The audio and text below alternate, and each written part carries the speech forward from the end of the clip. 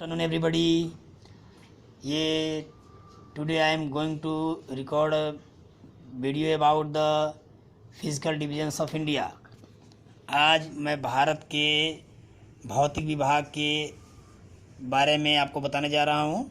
ऐसे हमने क्लास में गूगल मीट के द्वारा जो हमने पढ़ाई किया था उसमें कुछ क्लियर आवाज़ नहीं आ रहा था, तो इसलिए मैं मैप को डिस्कस करने का सोच रहा हूँ। आज मैं मैप आपको डिस्कस करता हूँ। ये सबसे पहले नीचे करो। सबसे पहले हम जो इंडिया का फिजिकल फीचर है इसके बारे में डिस्कस किया था कि जो ये इंडिया का जो ये मैप है, देखो ये अपनी भारत माता दिखाई दे रही हैं, इनका ये आकार है, इनकी आकृति है। This is the size of the India. और इसका जो एरिया है आपको पता ही है, आपने पढ़ लिया है कि 3.282 मिलियन स्क्वायर किलोमीटर है, मतलब या 32.8 लाख वर्ग किलोमीटर है। ठीक है। और इसका तट की रेखा कितनी है और इसका जो स्थलीय सीमा कितनी हमने पढ़ लिया है। आज हम पढ़ेंगे कि जो इंडिया बना हुआ है इसके जो फिजियोग्राफिक है, जिसको भौतिक विभाग का मतलब जिसको हम देख सकते हैं, उसको हम घूम करके इसको समझ सकते हैं किस प्रकार का है। कहीं पहाड़ है, कहीं पठार है, कहीं मैदान है। ठीक है। तो आज हम चर्चा करते हैं कि जो भारत का भौतिक विभाग है इसको हम लोग कितने भाग में बांटेंगे। कुछ ना कुछ विशेषताओं के आधार पर इसको हम लोग अलग अलग विभाग में बांटते हैं। तो India is divided into 6 major parts according to the physiography. और according to physiographic India is divided into 6 parts. भौतिक संरचना के आधार पर इंडिया को हम लोग 6 भाग में बांटते हैं।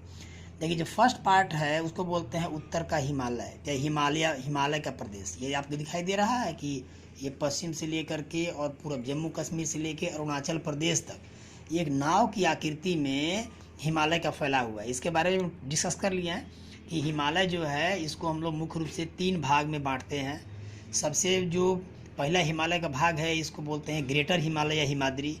जो सेकेंड भाग है इसको लेसर हिमालय या लघु हिमालय कहते हैं। और जो थर्ड भाग है इसको हम लोग कहते हैं शिवालिक हिमालय या आउटर हिमालय। ये हमने इसको डिस्कस कर लिया है। We have already discussed about this topic. उसके बाद जो नेक्स्ट पार्ट है उसको देखेंगे कि जो हिमालय के साउथ में और इधर जो आपको ये शेडिंग दिखाई दे रहा है ये प्लेट्यू है। तो ये जो साउथ का प्लेट्यू है और नॉर्थ का हिमालय पर्वत है, हिमालय माउंटेन्स हैं, इसके बीच के भाग को क्या कहा जाता है। इसके बीच में बहुत बड़ा मैदान है, प्लेन्स है। ये हिमालय जो हैं यहाँ से जो नदियाँ निकलती हैं, ये बहुत बड़ी बड़ी नदियाँ पाई जाती हैं। तो जब नदियाँ निकलती हैं उन लोगों ने इस मैदान का निर्माण किया हुआ अपने अवसाद के जमा करने से। ठीक है। तो this planes are formed by the deposition of the silts of the rivers originated from the Himalaya region। Himalaya क्षेत्र से जो नदियाँ निकलती हैं यहाँ पर मैदान का निर्माण की हुई हैं। और इसका जो एरिया लगभग 7 लाख वर्ग किलोमीटर है। ये दोनों हमने डिस्कस कर लिया था। अब जो थर्ड पार्ट है, this is very important part, ये बहुत बच्चों को समझ में नहीं आया। जिसमें कहा गया कि पेनिसुलर प्लेट्यू, इस भाग को हम लोग कहते हैं कि प्रायद्वीपीय पठार। तो अब प्रायद्वीप क्या होता है, तो सबसे पहले हम प्रायद्वीप जानेंगे कि प्रायद्वीप जमीन के उस भाग को कहा जाता है जो 3 तरफ से जल राशियों से या बहुत बड़े वाटर बॉडी से घिरा हुआ हो। ठीक है। तो देखो इंडिया का जो साउथ पार्ट देखो, इधर बे ऑफ बंगाल है, इधर अरेबियन सी है, इधर इंडियन ओशन है। तो इंडिया 3 तरफ से क्या घिरा हुआ है, ये दक्षिण इंडिया, ये इस भाग इंडिया की बात हो रही है। ये जो दक्षिण का भाग है ये 3 तरफ से घिरा हुआ है वाटर बॉडीज से। It is surrounded by water bodies from 3 sides. So India the southern part of India is called peninsular India. This is called peninsular India. अब पेनिसुलर इंडिया जो है वो बना हुआ है प्लेट्यूज से। The most part of the peninsular India is made up of with the plateaus. ये पठार से बना हुआ है। इसी को हम लोग बोलते हैं प्रायद्वीपीय पठार। माने ये भारत का जो प्रायद्वीप भाग है वो पठार से बना हुआ है, वो पठार है।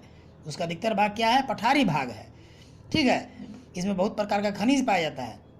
अब ये पठार जो है, इस पठार को इसका हम लोग वर्गीकरण करेंगे कि ये पठार कितने प्रकार में बांट सकते हैं। तो देखेंगे कि ये इसके बीच से ये विंध्य श्रेणी गुजर रही है, विंध्याचल पर्वतमाला और यह नर्मदा नदी, दोनों के सतपुड़ा और विंध्याचल श्रेणी के बीच में नर्मदा नदी बहती है घाटी में। तो जो विंध्याचल श्रेणी है, विंध्याचल माउंटेन रेंज है और इधर अरावली रेंज है, ये क्या करती है, विंध्याचल रेंज की जो उत्तर वाला भाग है इसको बोलते हैं मालवा का पठार या सेंट्रल हाईलैंड्स, केंद्रीय उच्च भूमि। तो देखिए ये वाला जो भाग है इसको बोलते हैं केंद्रीय उच्च भूमि। ठीक है। और जो नीचे वाला इसके भाग है, जो सतपुड़ा पहाड़ है, महादेव माउंटेन्स हैं, और ये नीचे एक तरफ पूर्वी घाट का पहाड़ है, इधर पश्चिमी घाट की पहाड़ियाँ हैं, इसके बीच वाले भाग में जो पठार पाया जाता है ये ट्रायंगुलर शेप का है, इसे हम लोग कहते हैं दक्कन का पठार। ठीक है, क्लियर। तो इस प्रकार जो पेनिसुलर इंडिया का जो प्लेट्यू है इसको हम लोग 2 पार्ट्स में सबसे पहले डिवाइड कर दिया। एक उत्तर वाला भाग है जिसको हम कहेंगे मालवा का पठार, और यही मालवा का पठार की विशेषता है कि यह अरावली पर्वतमाला इसके पश्चिम में है और ये इसके उत्तर तक दिल्ली तक फैला हुआ है, राजस्थान में बहुत सारा इसका भाग है। और नीचे इधर जो है विंध्याचल श्रेणी, तो विंध्याचल श्रेणी और अरावली से उत्तर तक के भाग, बहुत चौड़ा भाग है मालवा का भाग। लेकिन यही पठार जब आगे की तरफ बढ़ता है, जब इसको पूरब की तरफ बढ़ते हैं तो ये धीरे धीरे संकरा होता जाता है। It becomes narrow when we go to the east, it becomes narrow and narrow. और यहाँ पे जो यूपी, एमपी और छत्तीसगढ़, इस भाग में इसका लोकल नाम है मालवा के पठार को ही एक जगह यहाँ बुंदेलखंड कहते हैं और इधर बघेलखंड कहते हैं।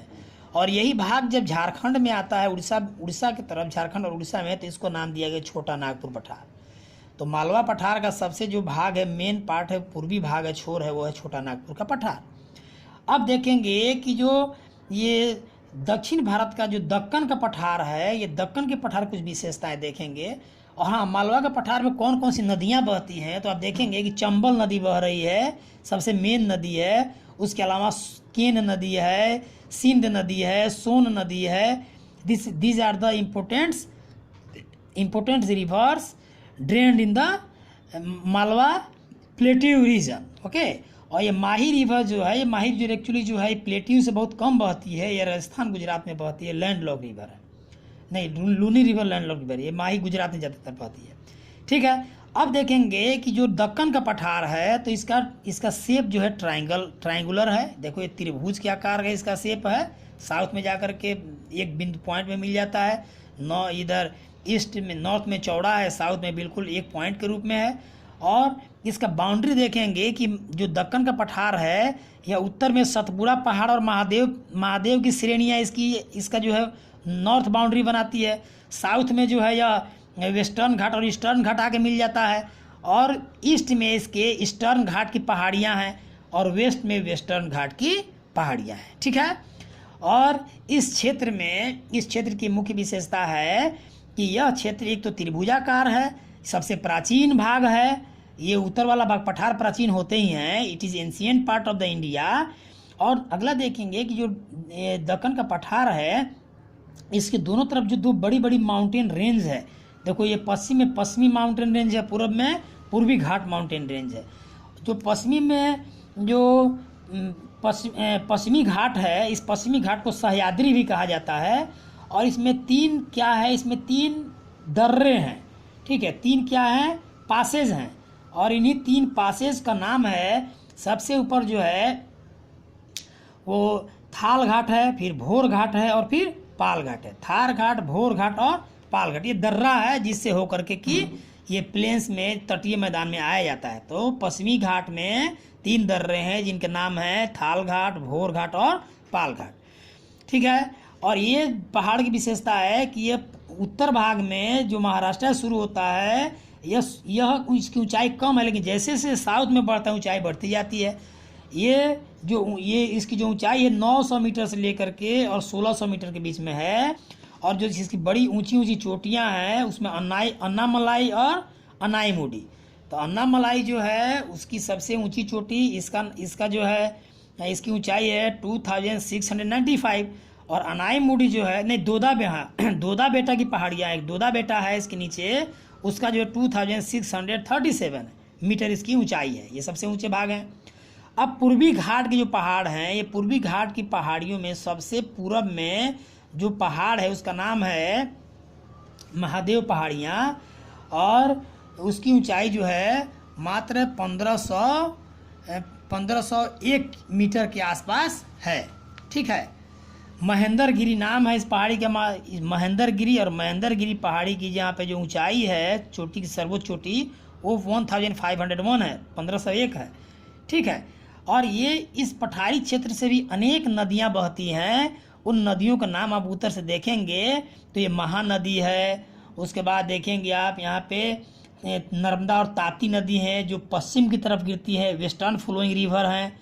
Only two major rivers are western flowing rivers, Narmada and Tapi river.